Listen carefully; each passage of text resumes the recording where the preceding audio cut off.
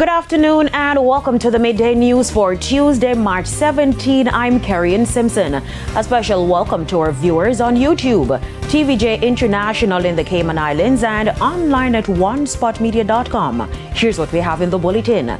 A race against time, desperate search underway in the Gorge after a vehicle plunged into river. Protesters stage a walk of gratitude for Cuban healthcare workers. And later in sports, Shania Douglas to be upgraded to silver medal from the 2024 World Under-20 Championships. Thank you for joining us. Now the details. After hours of searching, rescuers have retrieved the body of a passenger in the Gorge, the Rio Cobre, after the vehicle plunged into the river last night. TVJ News understands there were 3 people in the vehicle. However, 2 survived. One 17-year-old, 3 of them in the vehicle, 2 saved and 1 losing life. Right now we're in the water. We don't know about the water dark. We don't have no goggles. We don't have no gears. We go down in there. If gears, we have gears and we can go down in there. We are go down in there, go look for him. Because we don't like when fish eat off your mouth, eat off your hand, eat off your ears, play with your eye, play with your nose. Because if you're in there, tell them the time there. All of them part of your body parts are eaten. We are back here this morning, but we still have to wait for the Marine soldier for them work now. You understand? We do our part of what we can do. And we'll have more on this story in subsequent newscast. From Sutton Street to Charles Street to Duke Street, a small army of peaceful protesters staged what they described as a walk of gratitude for the Cuban healthcare workers this morning. The walk ended in front of the Ministry of Finance and the Public Service. On standby were members of the police force, but that didn't stop the protesters from chanting their appreciation for the Cuban nationals.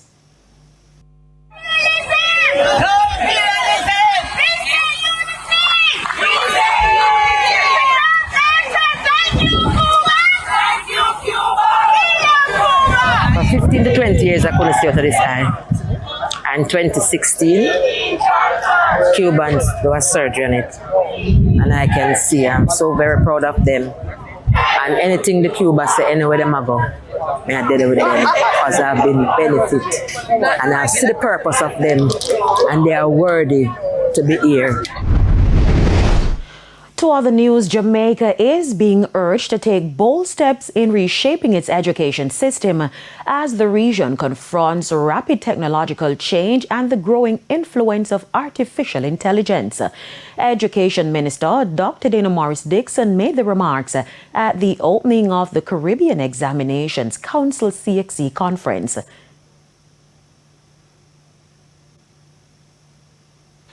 And we will come back to that story. The Jamaica Constabulary Force Domestic Violence Intervention Unit is sounding the alarm on a spike in domestic violence cases across the country. The division says the surge comes in the aftermath of Hurricane Melissa. Shamala Pullen reports. Last year ended with 7,000 domestic violence cases. Head of the JCF Domestic Violence Intervention Unit, Deputy Superintendent Jacqueline Dillon revealed that 37 of those cases turned deadly. This year's rising figures cast an even darker shadow, warning that the silence is growing louder and more dangerous. Again, in spaces that we never expect. And what has happened is that since January, we have had an increase in the numbers compared to last year. I think currently we are about 500 and something in numbers for this month only. So when you talk about March, which is not yet done, in February and January, hopefully that by the time we get to June and July, we may have a steady decline. But when it comes to reporting incidents, we have a number of incidents coming to the fore. Speaking at a domestic violence fair in Mount Salem, St. James, DSP Dillon says more men are now emerging as victims of domestic violence. Some of them will not visit the centers. What they'll do is call by telephone. Some of them will send you an email. Just 2 days ago, I got an email from a male who is not in Jamaica, he's abroad. And so we have had males coming to us because I think many men now realize that there's hope for them when it comes on to domestic violence perpetrated against them.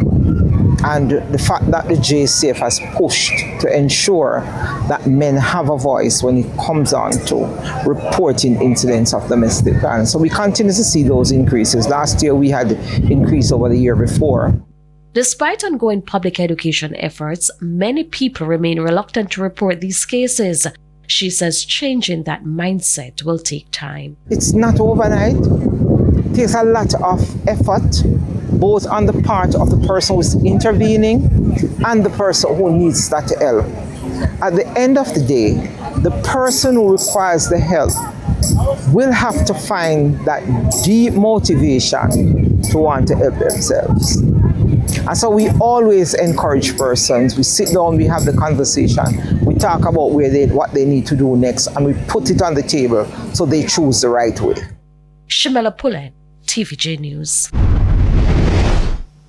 Meanwhile, Mayor of Montego Bay, Richard Vernon, is raising concerns about children exposed to domestic violence at home.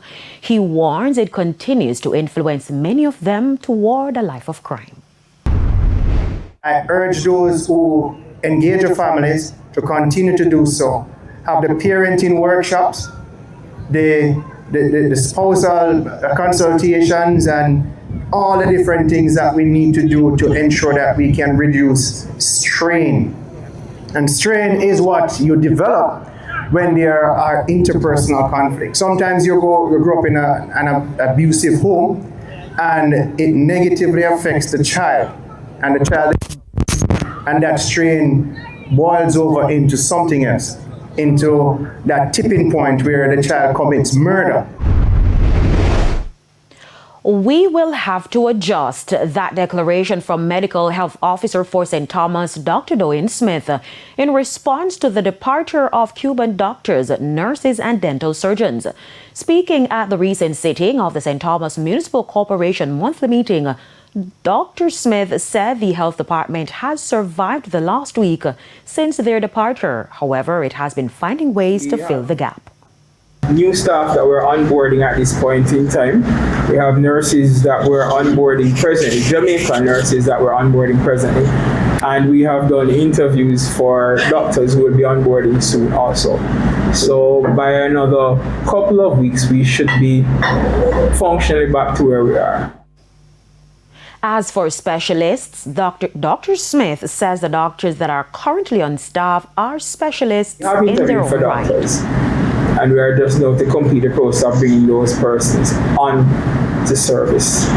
The nurses, we do have nurses that have now been employed and are actually getting their orientation to correct the gap that exists.